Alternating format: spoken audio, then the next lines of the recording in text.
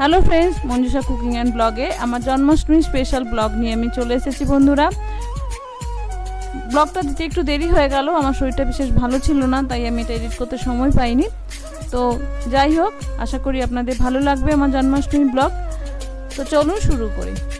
প্রথমে আমি সকালে রোজকার মতো খুব সকালে উঠে আমি চান করে নিয়েছি। চান করে কৃষ্ণকে, গোপালকে সবাইকে পুজো দিয়ে দিয়েছি। এরপরে আমি করে নিচ্ছি গোপালের রান্নাবান্না শুরু করেছি। গোপালের যে ভোগ আমি তৈরি করি সেটা করছি। প্রথমেই আমি করছি পায়েস। আমাদের চালের পায়েসের নিয়ম নেই, তাই আমি করছি সিময়ের পায়েস। অনেক সময় রসগোল্লার পায়েসও করি বা অন্য কিছু করি, কিন্তু চালের কিছু করি না আমরা। তো পায়েস করে নিচ্ছি প্রথমে। তারপরে করছি সুজির হালুয়া বা সুজির বরফি করি আমি। তো সেই বরফি করতে গেলে কিন্তু বন্ধুরা চিনি একটু বেশি লাগে আর ঘিও একটু বেশি লাগে, তবে বরফিটা পারফেক্ট হয়, সুন্দরভাবে কেটে উঠে আসে। তো আমি চিনি মিশিয়ে নিয়েছি। এবার কিছু ড্রাই ফ্রুটস দিয়ে দিচ্ছি। যেহেতু কৃষ্ণের এবং গোপালে করছি, তো যত ড্রাই ফ্রুটস দিয়ে করবো, যত জিনিস করবো, তত টেস্টি হবে। তো এদিকে করছি তালের বড়া। গোপালের প্রিয় একটা জিনিস হলো তালের বড়া। বলে যে পরের দিন যখন গোপাল নন্দের ঘরে এসেছিল, নন্দ নাকি তালের বড়া খেয়ে নাচছিল। বলে তালের বড়া খেয়ে নন্দ নাচিতে লাগিল। এরপরে আমি করে নিচ্ছি মালপোয়া। মালপোয়াও কিন্তু কৃষ্ণের খুব প্রিয়। আমি প্রত্যেক বছরই মালপোয়া করি, তবে আমার মালপোয়ার কিন্তু একটা স্পেশালিটি আছে। এরপরে আমি রান্না করতে করতেই মাঝখানে ভাবলাম যে ঠাকুরকে জামা কাপড়টা পরিয়ে নিই, সাজিয়ে গুজিয়ে নিই। বন্ধুরা, এই জামাগুলো কিন্তু আমি বড়বাজার থেকে কিনেছিলাম, আপনারা আমার আগের ব্লগে দেখেছেন। এবার এখানে হলো কৃষ্ণের কিছু গয়না, যেমন মুকুট, দুজনের নেকলেস, চেন, চিঘার, হাতের চুড়ি, পাউটি, বাঁশি, এগুলো আছে। এবার একে একে সমস্ত কিছু পরিয়ে নেব। প্রথমে আমি কৃষ্ণকে সাজিয়ে নিচ্ছি। বন্ধুরা, আমার কৃষ্ণ কিন্তু অনেক দিনের। এটা আমার মামা মামির কাছে ছিল কৃষ্ণ। তো মামা মামি চলে যাওয়ার পরে কৃষ্ণ আমাকে দিয়ে গিয়েছিলেন। তাও আমার শ্বশুরবাড়িতে কৃষ্ণ হয়ে গেল 9 বছর। আর রাধারানী আমরা কৃষ্ণ এই বাড়িতে শ্বশুরবাড়িতে আসার পরে নিয়েছি, তাই রাধারানীর বয়স এই বাড়িতে হলো 8 বছর।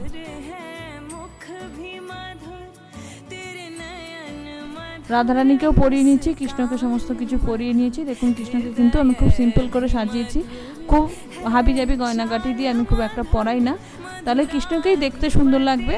কৃষ্ণের ঢাকা পড়বে না, কিছু বেশি গয়নাগাটি পরালে ঢেকে যায়। এবার রাধারানীকেও সাজিয়ে নিচ্ছি সুন্দর করে।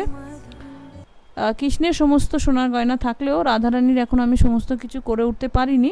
নেকলেস আছে, দুল আছে, আর মাথার মুকুট আছে। কিছু কিছু ইমিটেশন গয়না আমি পরালাম। কৃষ্ণের আশীর্বাদ এবং আপনাদের ভালোবাসা থাকলে আশা করি ভবিষ্যতে রাধারানীর জন্য সমস্ত কিছু সোনার বানাতে পারবো। ইমিটেশন গয়না কিন্তু আমি গড়ারহাটা থেকে কিনেছিলাম, আপনাদের আগে দেখিয়েছিলাম।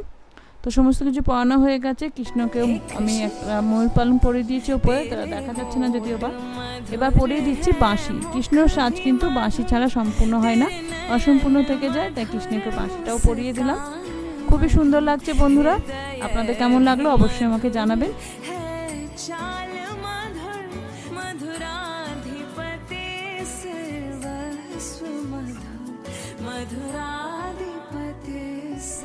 এবার বিকেল বিকেল চলে এসেছে আমার দিদির গোপাল। দিদি বাড়িতেই করে, তবে এবারে মাসির বাড়িতে নিয়ে এসেছে। তো গোপাল চলে এসেছে মাসির বাড়ি। এবার এদিকে মা, মানে শাশুড়ি মা, কিছু ভাজাভুজি আর লুচিটা করছে। আমি আগে করে নিয়েছি বাকিগুলো, তো মা এগুলো করছে, আমি বাকি কাজগুলো গোছাচ্ছি, ঠাকুরকে জামা কাপড় টাপড় পরানো, এগুলো করছি। এইদিকে আমার দিদি এসে রান্নাঘরে চলে গেছে, কারণ আমাদের যে অতিথিরা আসবে তাদের রান্নাবান্নাগুলো তখনও করা হয়নি।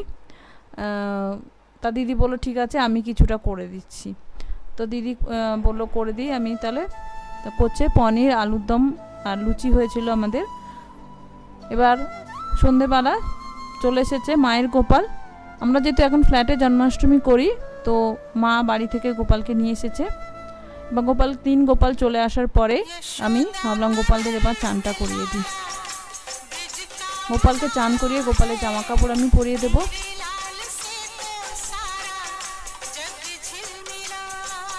তিন গোপালকেই একসঙ্গে আমি বসিয়ে দিয়েছি। কি সুন্দর লাগছে না তিন গোপালকে, কিউট তিনজন একসঙ্গে আমি চান করিয়ে দিচ্ছি। তো বন্ধুরা, জন্মাষ্টমীর ফার্স্ট পার্ট এই পর্যন্ত,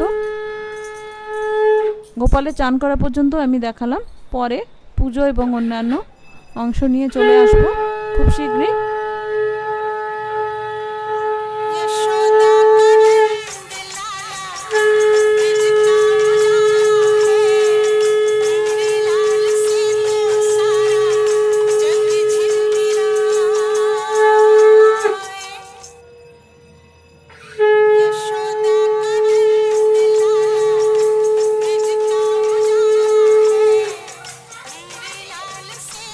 আশা করি এই পাঠ আপনাদের ভালো লাগলো। আপনারা কেমনভাবে জন্মাষ্টমী করেন, কেমন করে গোপালকে চান করেন আমাকে বলতে পারেন, আমাকে শেয়ার করতে পারেন। যদি আমার কিছু ভুল ত্রুটি থেকে থাকে সেটা বলতে পারেন। আশা করি আপনাদেরও সবার ভালো জন্মাষ্টমী কেটেছে। তো বন্ধুরা, ভালো লাগলে ব্লগটি বন্ধুদের মধ্যে শেয়ার করবেন, সাবস্ক্রাইব করে পাশে থাকবেন। দেখা হচ্ছে নেক্সট পার্টে। নমস্কার, ধন্যবাদ, ভালো থাকবেন।